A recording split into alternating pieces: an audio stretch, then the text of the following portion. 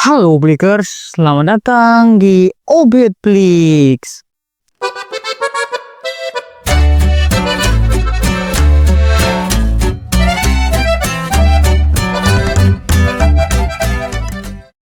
Cerita dimulai di sebuah kabin tua kepada seorang pria yang religius, takut akan Tuhan bernama Nathanael yang tengah berteleponan dengan istrinya ataupun kekasihnya. Itu urusannya. Tetapi seketika itu dua pria tampak dari kejauhan mendekati kabinnya dan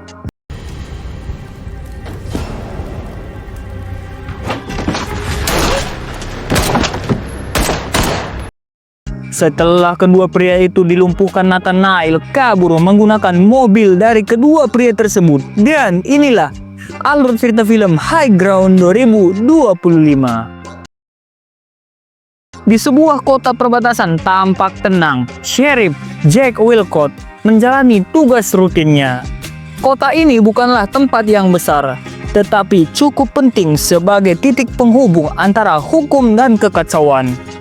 Jack seorang penegak hukum yang berpengalaman, dihormati oleh warga. Tetapi dia tahu bahwa perdamaian di tempat seperti ini hanyalah ilusi yang bisa runtuh kapan saja. Sebelum menjalankan tugasnya, Jack dan Ezra ayahnya berbasa-basi sekedar memberi semangat pagi hari. Dan sebenarnya di mana Jack dulunya adalah seorang anggota US Army terlihat di foto keluarga mereka.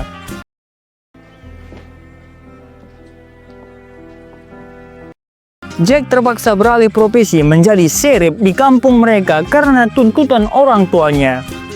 Kita juga diperkenalkan dengan Casey, wanita kencang dan ciamik yang sedang mengajari adiknya menembak target. Dan juga Jack menghampiri Casey untuk menunjukkan skillnya.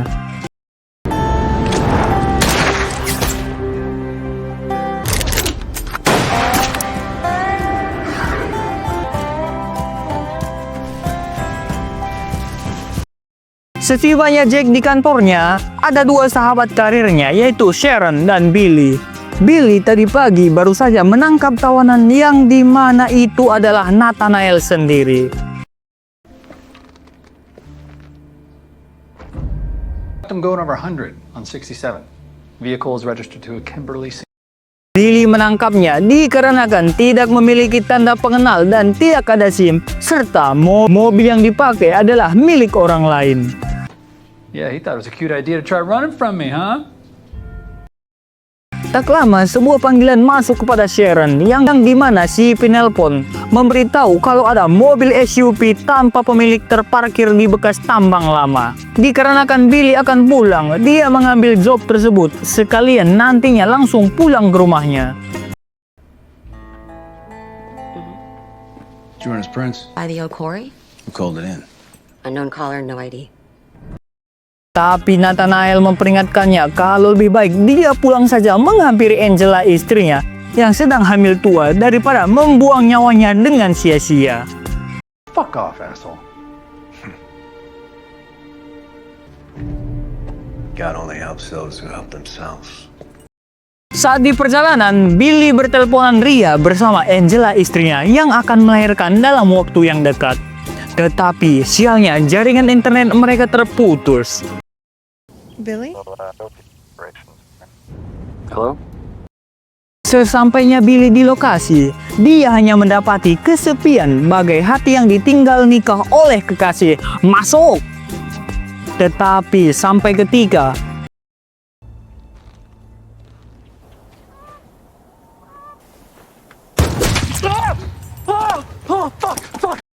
ternyata benar kata Nathanael, semua itu adalah jebakan. Pemimpin dari kelompok ini adalah Marcus yang membuat Billy sekarat memintai informasi tentang keberadaan Nathanael yang dia cari-cari. 2, 3, 4, those are numbers. I don't know. Call Cyrus. Tell him we need some.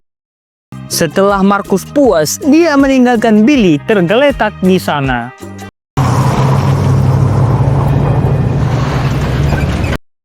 Sharon dan Jake mendapatkan identitas dari Nathanael dan juga mengetahui kalau kini Nathanael menjadi buronan dari Marcus, seorang kartel besar yang tega menghabisi siapapun yang berani melawan dirinya. Asking, why are you running?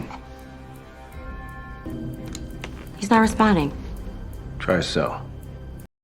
Mereka juga mulai menghubungi Billy, tetapi tak ada jawaban dari Billy yang membuat mereka khawatir, dan Jake memutuskan untuk menyusulnya. Call the feds. That's a good idea. Don't talk to her. Saat Marcus dan anak buahnya sampai di warung kecil milik Otis, tiba-tiba Hey, mister, you got beef jerky? Hey, you're welcome. Who the hell are you? sama seperti Billy di perjalanannya, Jake yang sedang teleponan dengan Sharon juga mengalami gangguan jaringan. Entah itu memang karena gangguan atau masuk ke dimensi lain, entahlah. Sesampainya Jake di lokasi Billy, dia juga mendapati kesunyian yang sangat tenang. Tapi ketika Jake mendengar nada dering dari HP milik Billy, tiba-tiba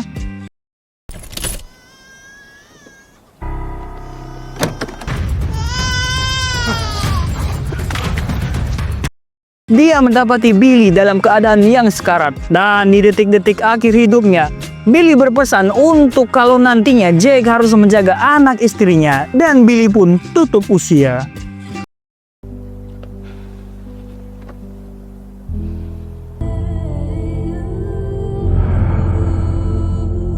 Casey yang bekerja di bar didatangi oleh Marcus beserta antek-anteknya. Awalnya semua berjalan lancar, tapi sampai ketika Marcus yang petantang petenteng membuat kondisi di bar mulai terasa kurang mengenakan, terlebih lagi bagi Ezra. Thanks, man.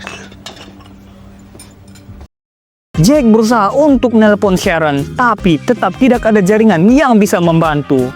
Lain halnya dengan Sharon yang kini sedang menelpon polisi pusat di daerah itu supaya mengambil alih Nathanael.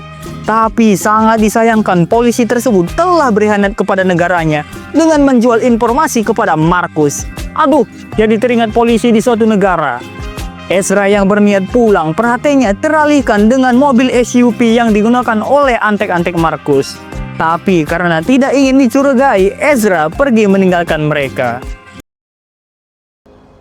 You ask a lot of questions.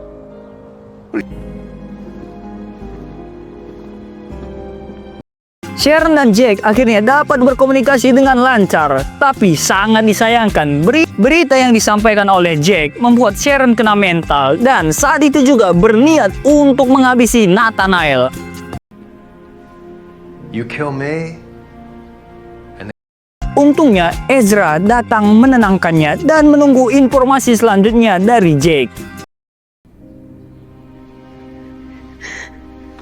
This morning, the U.S. Marshals are coming. okay. Tapi di sisi lain, bar yang tadinya Ezra tempati diserang oleh Marcus dan antek-anteknya. Strong bulls have beset me round. They gaped upon, and all my bones are out of joint. My heart. Jake kembali ke kantornya dengan darah sekujur tubuhnya yang juga memberitahu kalau Billy sudah tidak bernyawa. Jake memberitahu kalau selama Nathanael masih hidup, Marcus akan terus mengejarnya. Jake berencana memancing Marcus ke dalam desa untuk menghindari kekacauan di kota. Dia akan berencana menghabisi Marcus beserta antek-anteknya dengan caranya di militer. Ketika semua peralatan dikumpulkan, dia pergi terlebih dahulu dengan Nathanael. Jake. Yes, he has my number. I'm going to the ranch. Dan juga Casey beserta Ezra. Tapi sialnya lagi, Sharon yang hendak pergi, mobilnya malah mogok. Damn it. Sekembalinya dia ke dalam kantor, dia mendapati telepon dari Rosie, tetapi bukan pembalap. Rosie memberitahu kalau Marcus dan antek-anteknya telah menghabisi semua orang di bar dan akan menyusul Jake.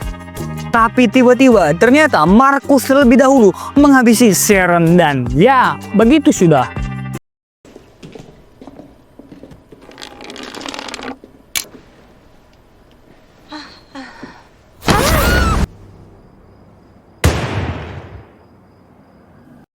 Jack yang telah sampai di kabin terlebih dahulu dikagetkan dengan kedatangan Casey dengan ayahnya. Tentu Jack sangat marah, tetapi Casey yang tak ingin nasibnya sama seperti Angela menyusul Jack untuk membantunya. Tampaknya bibit-bibit cinta sudah mulai tumbuh di sini. Segala persiapan disiapkan oleh Jack seperti menanam ranjau, menyembunyikan gas LPG oplosan kentut, dan memberikan Nathanael pistol supaya dapat membantu mereka.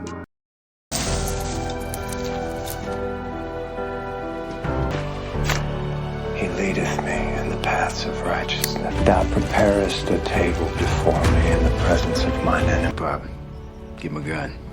Jake, are you sure about this? Saat Markus dan antek-anteknya tiba, inilah yang terjadi.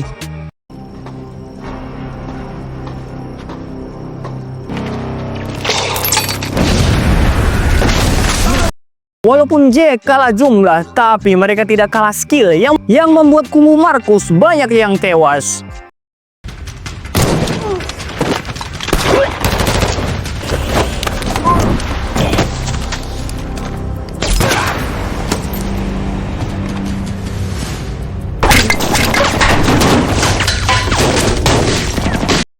Saat kubu Markus menghentikan tembakan, Markus mencoba untuk mempengaruhi pikiran Jack dengan mengatakan kalau Jack rela meninggalkan Sharon sendirian. Tapi hal tersebut bukan jadi halangan bagi Jack. Jack menyuruh Casey untuk menembak gas LPG oplosan di dekat Markus sebagai peringatan kalau Jack tidak gentar. Cassie. There's a gas tank across the road. Pertempuran kembali berlanjut dan ketika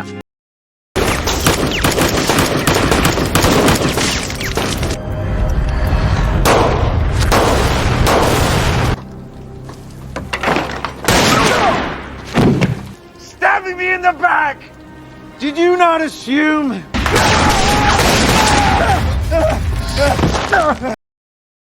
saat Markus tersisa sendiri, Jack berhasil mengalahkannya dan malangnya Nathanael harus meninggal akibat tembakan dari Markus.